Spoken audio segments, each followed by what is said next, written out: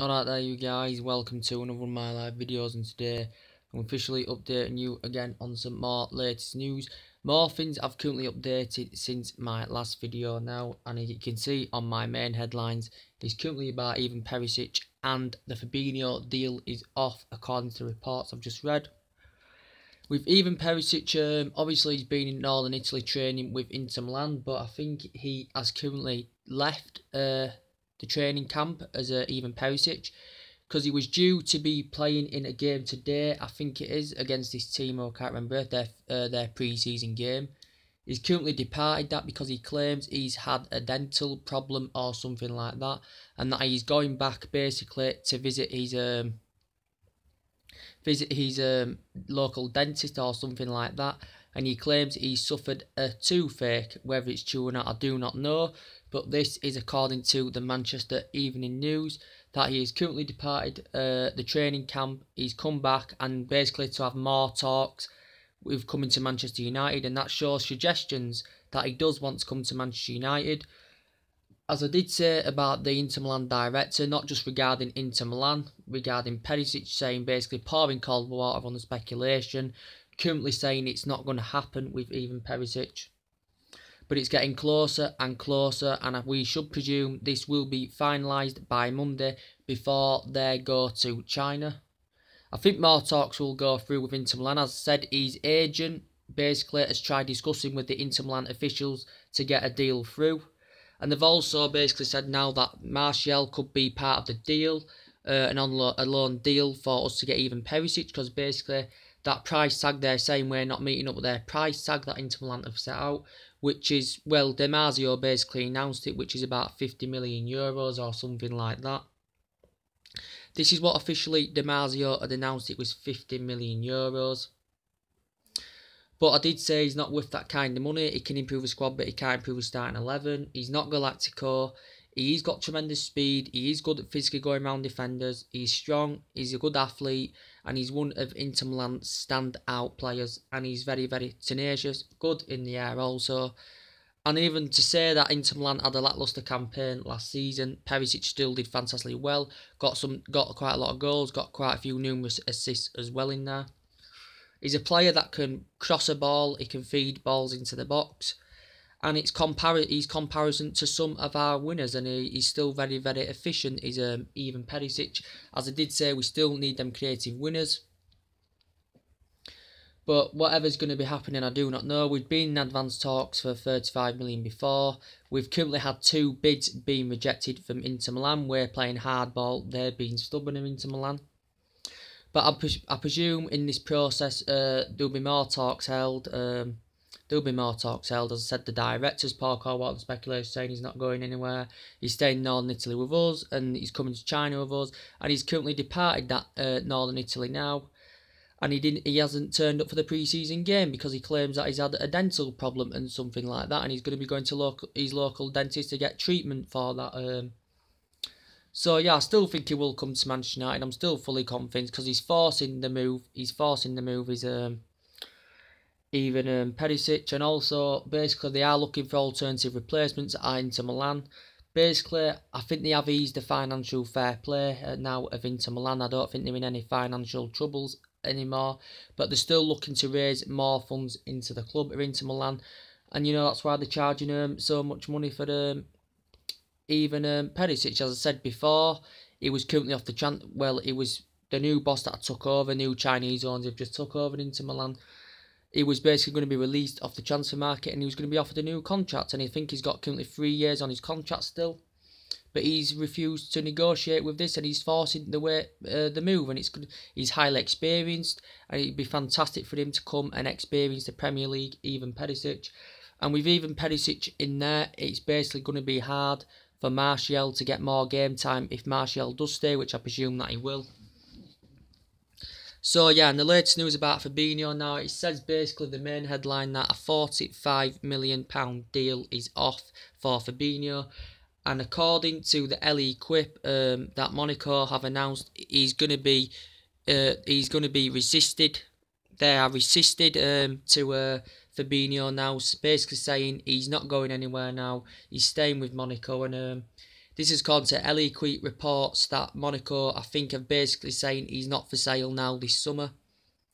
As basically we've been in advanced talks with him for absolutely a while. We've been trying to get a deal through with Fabinho. It currently hasn't worked out. He did say it was a tempting invitation. He would rather join Manchester United than Manchester City.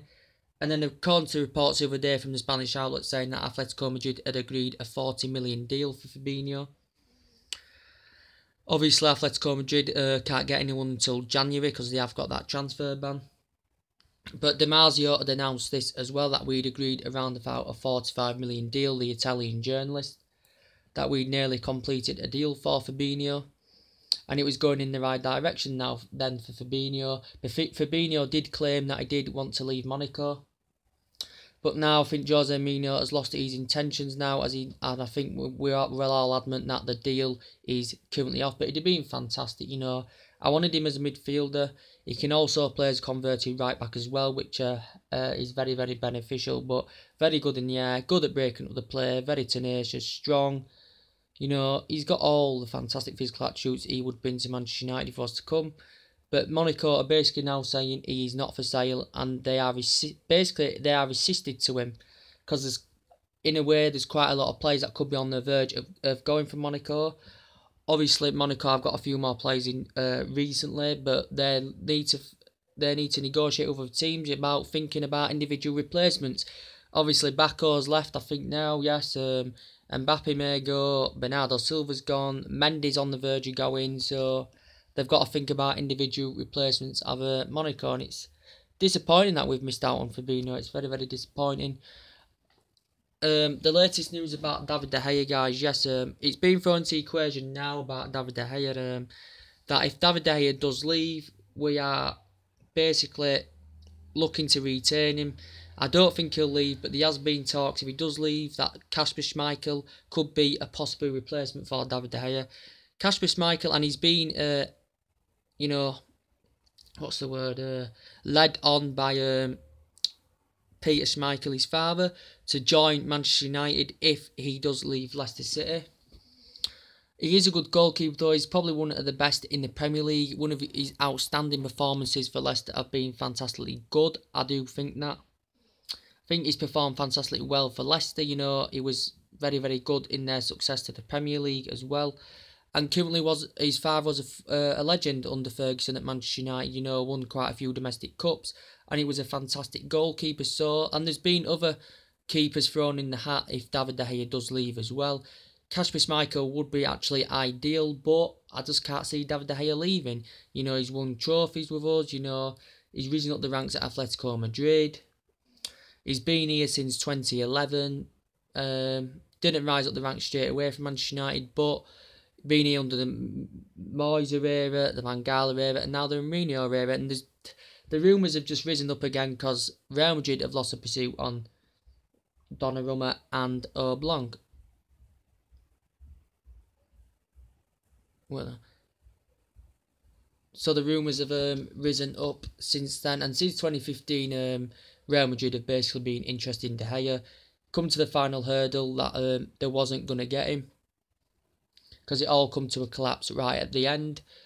And then basically there's been Morata involved with De Gea, there's been Ronaldo there involved with a swap for De Gea, so they've still got that they've had that long-standing interest for quite a while of Real Madrid. You know, I said he may want to go to Madrid because he's born in Madrid, he has relatives in Madrid, he has girlfriends in Madrid. I'm not quite sure if he wants to go to Madrid, but Manchester United are willing to keep the potentially world's best keeper in the world. But if he does go to Madrid, I will be disappointed. And as I said, David De Gea didn't get that start till the last stage of last season as Romero took over. His performances were fantastic as well. So we'll see what happens about that. But disappointing if David De Gea is to leave. But I don't think he will leave. That's just my opinion. I think his overall stats are absolutely dramatic as well, as I notified you guys about that earlier.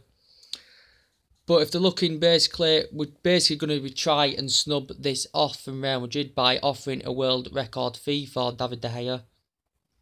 Because it won't come cheap, basically, if Real Madrid do want him. And we maybe expect to play him in return also, if that is the case.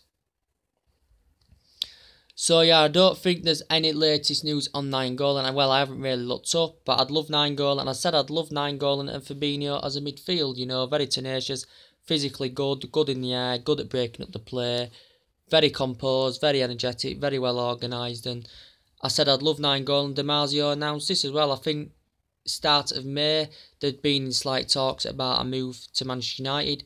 A few suggestions stirred up from his social media, basically doubting his future, meaning that I could be dubious of that. That basically Roma are willing to offer him a new offer him a new contract.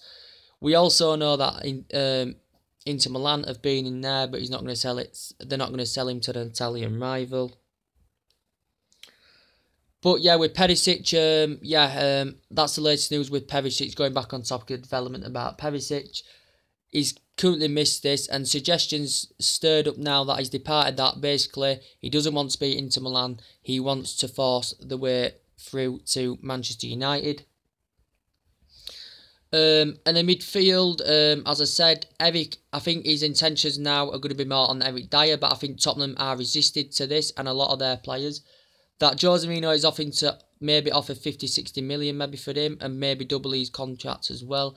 He is a good player. He wouldn't be my first choice. He wouldn't be my main priority.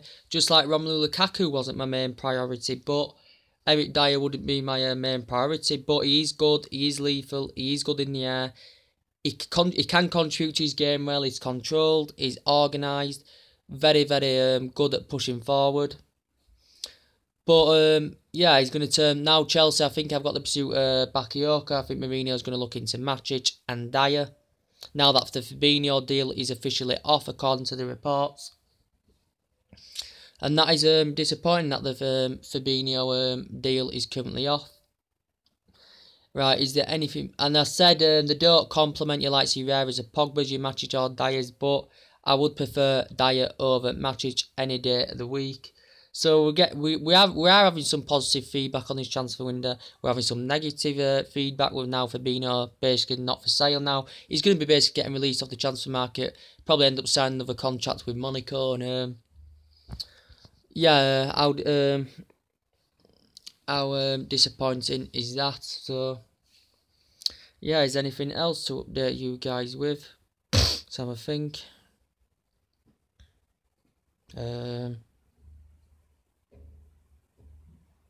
Just thinking if there's anything else to update you guys on. And yes, I do think Griezmann, as I said before, will be available in January, as we did miss out on him.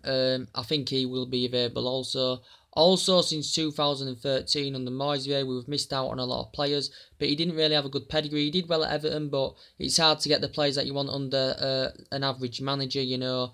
Someone who hasn't got a big club winning mentality, just such as David Moyes. We've missed out on players in this transfer window, but we'd look to get Gareth Bale in 2013, and this could be still possible. There's been talks about that now. There could be still Neymar. There could be still Muller, who we also missed out in 2013. So there's been talks about Bale. Obviously, he's a fantastic player. Real Madrid did pay £90-100 million, but look what he's done in the process. Look what he's achieved at Real Madrid. 3 Champions Leagues, 4 seasons, 1 La Ligas. He was fantastic at Tottenham. He's got tremendous speed. He can put a ball into the box. He's got good passing ability as well. And him, Benzema and Ronaldo, fantastic combination. But the reason Gareth Bale hasn't had the starts that he's had, because he's just basically been injury prone, basically. That's basically the only reason that Gareth Bale hasn't had the starts. But there has been talks that Real Madrid basically are willing to let him go. Because basically, according to the reports, the David De Gea situation, they haven't got the necessary funds to get David De Gea on the board. They basically need to generate some funds into the club to offload some players, basically Real Madrid. And maybe to get Kylian Mbappe on the board as well. And Real Madrid have been struggling because them negotiating with a club has been very, very difficult, because I said they're charging way too much for Morata, and they've charged too much for other players as well, and they're just hard to go by Real Madrid at the moment. So yeah, but I said what else? Bale could be available still. Comparing him to Perisic, Bale's at a much higher pedigree and a lot more highly rated. Bale's the unrealistic signing. It could be just talks. There were talks by after the Champions League final. He says if he doesn't get a start in the final, he wouldn't want to be at Real Madrid. But then I think he did come on as a late substitution, did Gareth Bale in that. So there's been talks about Thomas Muller as well in that equation. Now that James Rodriguez went to Bayern Munich on loan, there's been talks now about Thomas Muller maybe coming. Well, going back to Neymar, I think he's not sure about his future. He would be a fantastic signing. Look what he's won: the Confederations Cup with Brazil. He's won La Ligas. His overall career is fantastic. Neymar's. Him, Messi, and Suarez are absolutely fantastic combination. Probably one of the best in world football. You know, I'd absolutely love Neymar, but I think he extended his he just signed a 5-year contract back in October with Barcelona, and I think we've currently gained that interest in the last 18 months about Neymar, but nothing much has been mentioned. But it's just currently being mentioned about that he may be leaving Barcelona. As I said, if top high caliber players are available, Manchester United will be first there in the queue. There's been players galore that have been available, or players galore that Manchester United are interested in, because we've got the money. We're one of the biggest clubs in the world, and we have got the money to do this. Yeah, is there anything else to update you with? But in the way this transfer window is going at the moment, City have spent a load of money, as I said. Chelsea have bought a couple of players in. Manchester City have just got a fantastic signing as well. Arsenal have signed a good player. And they're looking more in the region to get top quality players, not just players that can express themselves in a 2 or 3 year period. They're looking at top quality players as well, even though they've got no Champions League football to offer. Is there anything else to update you guys with? So yeah, basically with the Kasper-Schmeichel talks, basically it could be possible. It may not happen. I do not know. It may be hard for Leicester to keep him if David De Gea does go, if Manchester United are willing to show their interest in Kasper-Schmeichel. He is a fantastic goalkeeper. He is a good shot stopper. He's probably one of the best in the Premier League. Obviously not in taking out David De Gea. He's basically one of the best in Premier League with his performances in the last couple of years with Leicester. And also with Leicester progressed to the Champions League quarter-finals, and Leicester were fantastic. Leicester were fantastic doing that. I praised them for getting to the quarterfinals. I did not expect. I didn't even expect them to get to the past the group stage. And also in that fairy tale season when they won the Premier League. So he could be ideal if David De Gea does leave. But I just don't think David De Gea is going to leave. I just think it's rumours. I just think they're justifying their existence in this scenario. They're justifying their existence. I think some of it could be basically, well, there is truth behind it. Obviously, there is truth behind it, but I just don't think Jose Mourinho will to let David De Gea go. You know, he keeps you clean sheets. You know, and that's the most important thing in football, is try to keep clean sheets. As I said last season, didn't concede many goals, but we didn't score many goals. That was the thing. So not good enough. I think it was 56 goals last season, wasn't it? We scored. It's not good enough. We need to definitely improve in that aspect.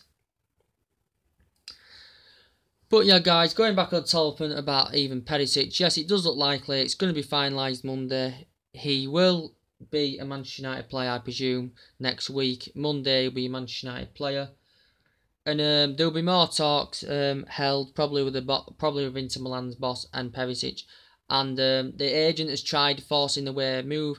He's currently had discussions with the Inter Milan officials. So yeah, as I said, a reminder tonight, the LA Galaxy game is a 3 o'clock kickoff. It is a 3 o'clock kickoff. It is LA Galaxy tonight, 3 AM in the morning in the UK, 7 in America. As I said, there's currently 27 man squad going on the tours as well. Jose Mourinho did say David De Gea is getting 45 minutes. Joe Price getting 45 minutes, so he'll be rotating the squad differently tonight. As you did see on one of my previous videos that I did, a starting 11 prediction on that, and it's currently, you can stream it on MUTV. You can stream it online as well, and yeah, and I don't know. I will be doing a review if I do watch the game. If I get time tonight, I may do a watch along when I'm watching the game, if I can. I probably won't be able to because it is too late and I'll probably be asleep by then. But I will have a look it up tomorrow if I don't do it tonight, the review on the game. And yeah, guys, that's everything to update you with. And it's going to be interesting to see how the youth participate. It's going to be interesting to see how Lindelof does on his debut. Also, Lukaku, it's going to be interesting to see how he does on his debut as well. But Lukaku, Premier League proven, good in the air, good at leading the lines fantastically well. And it's going to be good, and he's going to grow into his game. You know, he's going to achieve what he wants to achieve. Manchester United, he was never going to achieve that. Everton was Romelu Lukaku. So we will see what happens. Anyway, guys, that's everything to update you today. And take it easy. I'll see you later on. Bye.